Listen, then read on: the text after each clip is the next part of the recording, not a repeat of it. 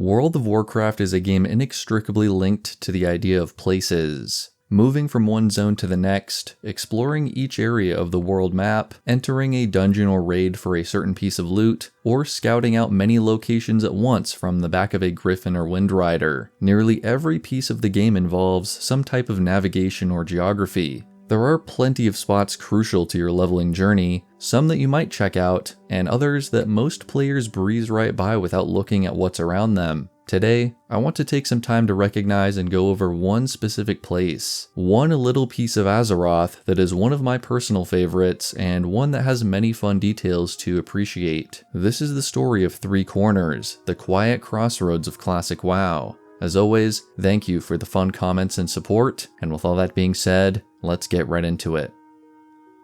As young adventurers of the Alliance make their way through Elwynn Forest and the farmlands of Westfall, their journey may eventually bring them back east, into the rugged Red Ridge Mountains. The green hues of the forest recede into bronze and yellow leaves, the red earth showing under sparse grasses and shrubs. We've arrived at the Three Corners, the gateway to a fan-favorite classic zone. The term Three Corners refers to the fork in the road here, with each path heading toward one of three connected zones, back to Elwynn Forest, further into Red Ridge, or south into Duskwood. At a surface level, this is what this place is all about. It's the transition between three areas, a navigational waypoint. But that doesn't come close to really covering why this spot is special. Let's talk content. What does the game have you do here in Three Corners? Guard Parker is the only quest NPC here, who asks you to deliver his report into town, and besides a few camps of Red Ridge gnolls in the north, there's not a lot else going on here. A few hardy tarantulas and boars call this area home, which will likely scare away players who attempt to walk in too soon. The common theme with these creatures is that they can all be found elsewhere in the zone, and isn't really a quest destination apart from Guard Parker near the road. The lack of content is actually part of why I like this area so much, especially for its size. It's not a footnote on the map by any means, but a sizable chunk of the terrain comparable to questing areas like the Red Ridge Canyons or Gallardale Valley. While your first pass through this nexus might run straight from Elwynn to Red Ridge, the region extends for quite a ways down south, where a sturdy bridge marks the start of Duskwood. For those interested, right here below the bridge is actually where the three different zones meet. There are hardly any mobs down here, and facing east reveals a scenic little enclave that is the source of the Nosferatu River, one of the longest in the game. You can climb all the way up here and check out the red rocks and small pools, and even though there's not a secret treasure chest or anything, it's great to just hang out and appreciate the scene.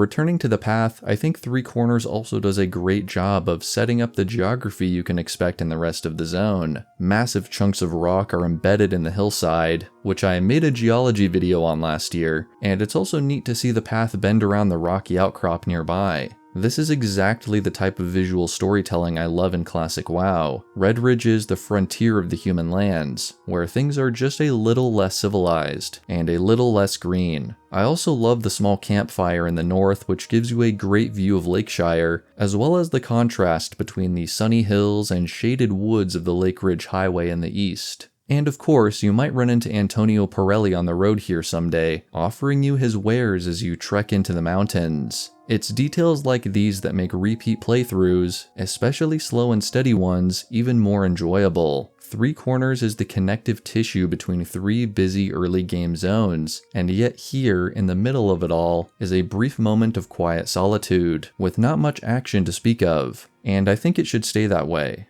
With rumors of a true Classic Plus in the works at Blizzard, and plenty of private servers putting out impressive new projects, I think it's important to remember that not every corner of Azeroth needs to be fixed or expanded. Some places are just for simple, unnecessary exploration and scenery, and that's okay. Even if you do eventually use flight paths to speed up some of this journey, you might find yourself coming through here on the way to Duskwood or back to the Tower of Azora, and maybe next time you're here, you'll appreciate the details of this in-between land a bit more. rugged trails, waterfall views, and some impressive geologic features, Three Corners really is the perfect candidate for a national park of Azeroth.